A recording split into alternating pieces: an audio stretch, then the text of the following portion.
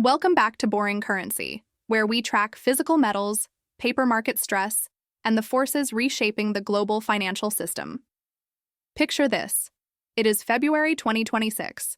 You wake up, make a cup of coffee, and glance at the electronic board. At first, everything appears normal. Red and green numbers are still flashing. But no. That image is an illusion inside a morgue. Because yesterday, Wednesday, the free market as we understood it officially took its final breath.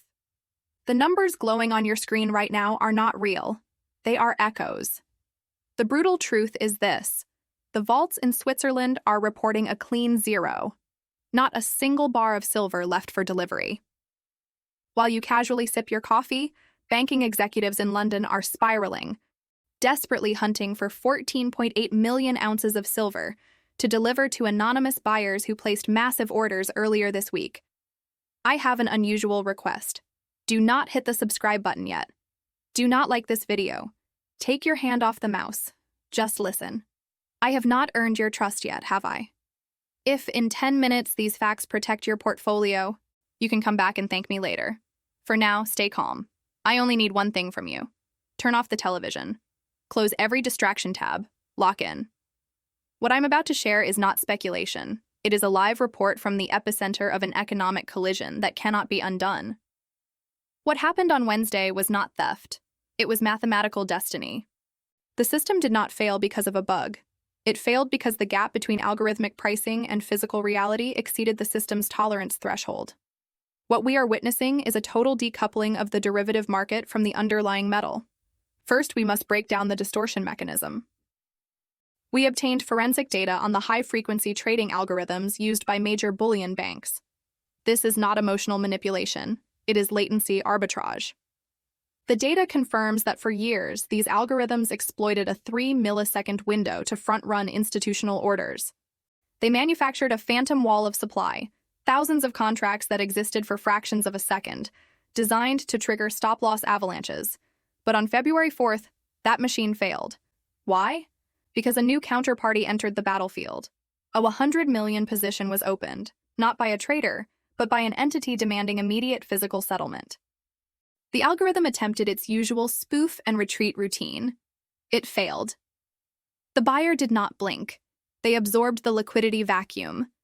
This is the financial equivalent of a high-speed train smashing into a concrete barrier. The $1 billion fine mentioned in reports is meaningless. It is just an operating cost, a toll fee on a highway that has now collapsed. Now redirect your attention to physical infrastructure. The most critical data point is not on the COMEX. It is in Zurich. Swiss refineries are the lungs of the global silver system. They refine the metal feeding Europe's industrial giants. A zero-stock report is a supply chain cardiac arrest. It means backwardation. The premium for immediate delivery has gone infinite. In professional language, this is a delivery default event. When the clearing price is $86 but physical availability is zero, price discovery is dead. That leads us to New York. We must examine volume data from the first 96 hours of February. February is a non-delivery month. Normally, volume is trivial. Instead, we saw 2,955 delivery notices. Do the math. 2,955 contracts multiplied by 5,000 ounces equals nearly 15 million ounces removed from registered inventory in 4 days. This is a Six Sigma event, statistically impossible in a functioning market. Trade log forensics show these positions were opened and exercised almost simultaneously. This was not trading. This was an extraction. A coordinated liquidity drain by entities most likely sovereign wealth funds or industrial alliances who recognized that paper pricing had detached from reality. They used the COMEX rulebook itself to strip physical metal at a discount. Now we must confront Washington. The vice president's announcement on price floors is the most important structural shift since 1971. Ignore politics. Focus on mechanics. By setting a floor for critical minerals, the U.S. government eliminated the short seller's put option. This is no longer a free market. This is a managed scarcity regime. When a sovereign establishes a floor, it monetizes strategic reserves. It declares that the cost of shorting silver is now infinite. Downside risk is capped by the Treasury. Upside risk is uncapped by physical shortage. This is not a bull market. It is a forced repricing driven by national security doctrine. The free market did not collapse. It was nationalized. To understand how severe this fracture is, we must consult history's ledger. Markets forget. Data never does. This is not an isolated anomaly. It is the violent resolution of a 46-year cycle. Exhibit A, 1980. The Hunt brothers drove silver from $6 to $50 using leverage. Margin calls destroyed them when rules changed. They were not defeated by markets but by regulation. Exhibit B, 2011. Silver hit $50 again, then collapsed to $13 as banks flooded COMEX with naked shorts. Investors held paper. Banks won. Exhibit C, 2026. This time is different. The buyers are sovereign funds and industrial consortiums. They are paying cash. You cannot margin call cash. You cannot scare missile manufacturers with paper prices. Lower the price and they buy more. The old weapon, margin calls, is useless. Now we reach the most critical transformation, capital rotation from west to east. For decades, the West set the price. The East held the metal. That deal ended January 1, 2026, when China imposed export licensing, effectively banning silver exports. Silver is no longer a commodity. It is a strategic asset.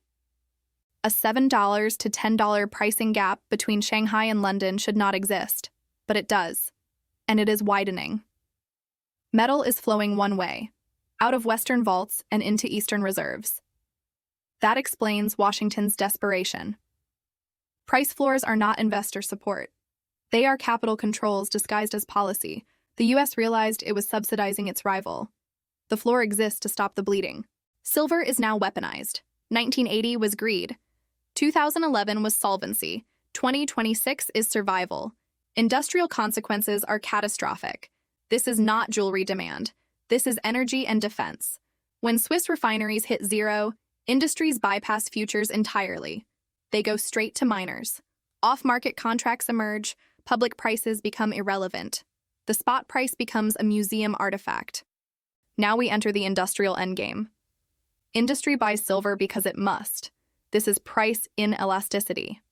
No silver means no missiles, no solar panels, no AI infrastructure. There is no substitute. Just-in-time inventory is dead. The warehouse is locked. Procurement calls are already happening. Name your price. The metal does not exist. That sentence stops assembly lines. A $50 silver shortage kills a $50,000 vehicle.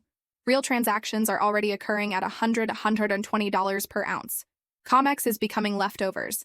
Solar mandates, military demand, AI infrastructure, all collide with empty vaults. Premiums explode. Spot becomes fiction. Physical becomes truth. If you hold physical metal, you hold the lifeboat. Now what do? The government just handed you asymmetric risk. Heads you win, tails they pay. This only lasts about 14 days. That is how long banks have to find silver they do not have. 3 scenarios exist: orderly repricing, chaotic panic, final bear trap. Ignore the ticker. Do not fight the printing press. Do not sell insurance during a fire. The free market died yesterday. We now live in managed scarcity. Trust weight, not screens. And if you want more sharp updates like this on Boring Currency, subscribe and comment Boring Currency so I know you're part of the community. This video is for education and discussion only. I'm not your financial advisor. I don't know your personal situation, and nothing here is a buy or sell recommendation. Do your own research and think for yourself. Stay safe.